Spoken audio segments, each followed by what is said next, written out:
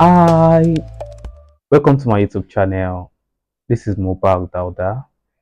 This channel, you'll be learning everything about data analytics, Power BI, Power Query, my lifestyle as a data analyst, and any career tips that will help you grow in your data career also.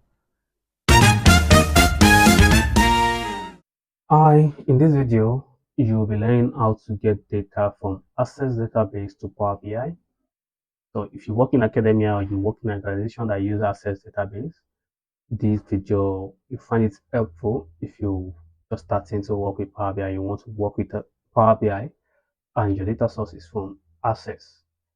So you need to confirm your database first by checking Access or open Access in this aspect. So the database ones like connect to Access database. So these are the tables in that database.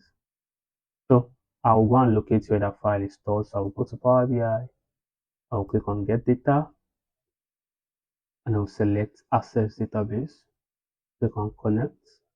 So this is where my database is being stored because your Access database is only stored on your local DB.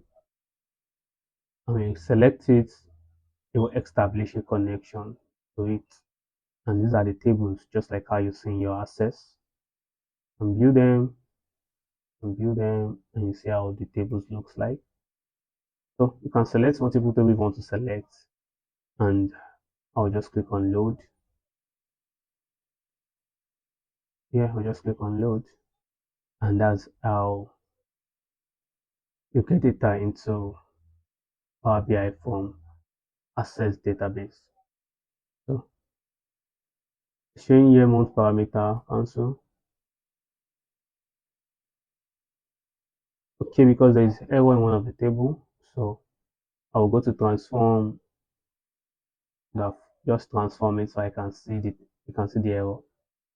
So in this client table, okay, this looks nice. What is the error from? Oh, there's error from some of the table here,